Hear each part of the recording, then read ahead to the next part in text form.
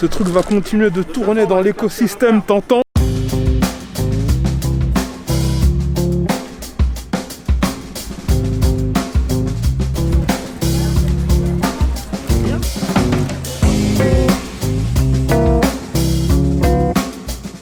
Donc mon poteau Flo derrière la caméra et qui est Lyon Testite qui me ramène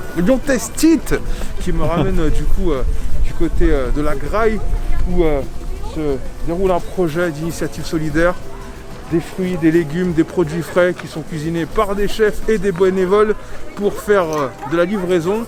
Donc on peut voir l'équipe qui se prépare là. Donc on va faire une petite crème de chou-fleur, on va cuire le chou-fleur dans le lait, la crème et à la fin on rajoutera la vache qui rit, on va bien assaisonner tout ça, ça va être pas mal. Ensuite, on a des... Alors moi c'est la deuxième fois que je suis chef ici. La dernière fois c'était un dimanche. Et du coup en fait on arrive et il y a les anfitrions qui ont déjà tout préparé. Donc on regarde tout ce qu'il y a et on se dit ok qu'est-ce qu'on va faire avec, on regarde ce qui est le plus urgent à passer, ce qui nous fait envie, si ça nous donne des idées. Sachant qu'en plus on cuisine que à base d'invendus. Donc moi la première fois que je suis arrivée je me suis dit oui bon il doit y avoir de l'ail, de l'huile d'olive, de la farine. Enfin je pensais qu'il y avait un fond de cuisine mais en fait non, il n'y a que du kiri. Donc il faut être un peu créatif quoi. Et donc tu travailles dans la restauration en dehors de ce genre d'opération? Maintenant, moi j'ai laissé mon tablier. Moi j'ai fait un CAP cuisine juste après mon bac. Ensuite j'ai travaillé en restauration pendant 4 ans. J'ai fait une école qui s'appelle Ferrandi Paris. Et puis depuis 4 ans je travaille pour une association qui s'appelle Les Petites Cantines. Donc c'est une asso sur Lyon qui fait en fait de la cuisine participative avec mais je crois que j'en ai déjà vu un à Perrache en face de chez moi et un autre dans le 9e. J'avais déjà participé à 2 trucs et c'est vraiment cool. Du coup c'est chacun vient avec son savoir-faire et donc c'est participatif, il faut y aller, il faut les faire, on mange bien, dans la chaleur humaine, c'est pas cher et il y a du rapport humain. C'est ça, du coup en fait aux petites cantines on fait ça en version plus petite et dans une cuisine. Mais du coup j'ai l'habitude de faire cuisiner des gens et ça m'éclate. Et depuis le mois de septembre j'ai changé de poste aux petites cantines, donc maintenant j'accompagne les projets qui veulent se monter sur d'autres territoires. Et donc ça me manque un peu de mettre la main dans les fourneaux, donc je vais ici. Donc 100% dans la cuisine solidaire quoi. Donc la Graille qui se met en action, on va voir ce que ça donne de plus près.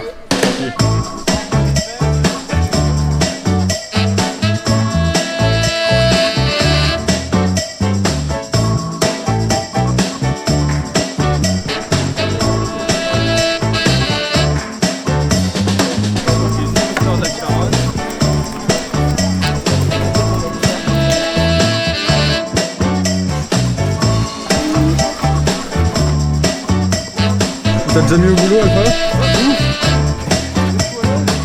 À quel moment on jette ça à la poubelle? Surtout dans cette période où les gens ont faim quoi. Les gens ont faim et les gens peuvent pas bosser. J'aurais pas de rôle, je me déterminerais pas un rôle, je dirais que je suis là en fait, en tant que citoyenne, consciente de toutes ces causes humaines. Et moi ça me plaît parce que du coup je cuisine avec des gens, je fais des rencontres et je vais livrer ensuite ces repas et je rencontre d'autres gens. On fait tout ici, on est polyvalent et on envoie de l'amour quoi. Et ça c'est le plus important. Ah bah, c'est ce qu'on voit en tout cas.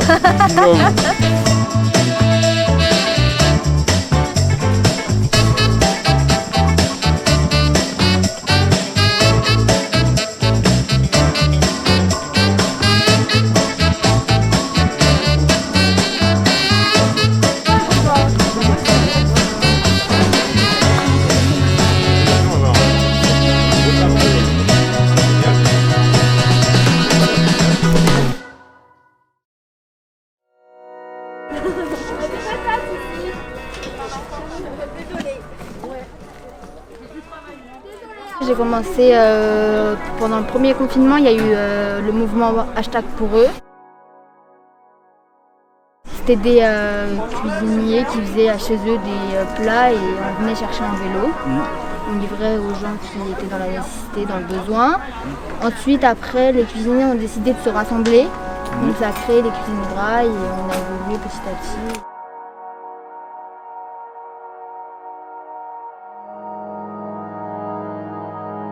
Au tout début, on a fait des cuisines dans les camps, on n'avait pas beaucoup de moyens et là, la preuve, on a un local, c'est impressionnant. Ça a évolué vite et bien.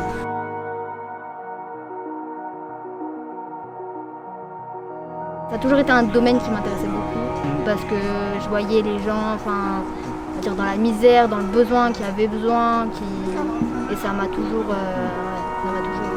intéressée, et de faire ça, ça m'apporte un bien fou. On va récupérer les invendus dans les marchés, dans les épiceries bio, on va dire ça comme ça. C'est les invendus, c'est tout ce qui devrait être jeté à la poubelle. Et après ces cuisines, on va livrer dans les camps, dans les squats, dans des hôtels sociaux, dans des gens à la rue qui sont tout seuls. Et là, on fait au moins 240 portions, ce qui reste énorme, et tout ça devait être à la poubelle. Donc.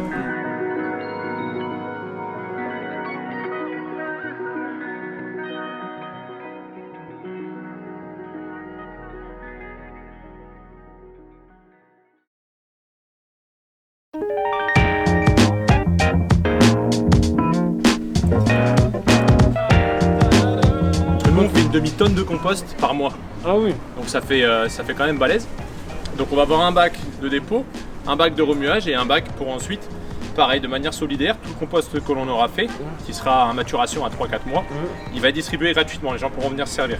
Ok. Voilà, donc parce que du coup le principe du compost c'est en gros tous ces déchets qui vont être ensuite remis, servir de nutriments pour l'agriculture et tout ce qu'il y a autour. En fait, à la base, vu qu'on a une cuisine exclusivement végétarienne et qu'on est vraiment sur des petites choses, donc tout ce qui est des épluchures et tout ça, on a la capacité d'en faire très rapidement et beaucoup. Et le principe après, c'est que ça soit utilisé en termes de ressources pour tout le jardin que vous voyez ici, qui va permettre du coup de refaire fleurir pendant le printemps. Parce qu'en hiver, c'est assez compliqué de faire pousser quoi que ce soit. Pouvoir faire pousser des fruits et légumes. Des fruits et légumes, on peut le faire plutôt sur des plantes aromatiques. Nous, ça nous aiderait déjà beaucoup. C'est des choses qu'on paye. On essaye d'être la cuisine le moins chère possible avec autant de quantité. Et toujours avec l'histoire de l'inclusion, parce que nous, on travaille avec et pour les sans-abri, les gens qui sont en précarité. On va faire une réinsertion par le verre. C'est-à-dire qu'une fois que les quantités vont commencer à être astronomiques, pour remuer, il y a vraiment une discipline à avoir. Il faut remuer X temps, X jours. Donc on va intégrer tous nos bénéficiaires qui sont en même temps dans notre cuisine, vont pouvoir venir et aussi occuper de leur temps avec du verre. Et c'est des compétences professionnelles qui se développent. Des contacts, des réseaux, tout ça. Tout le monde gagne.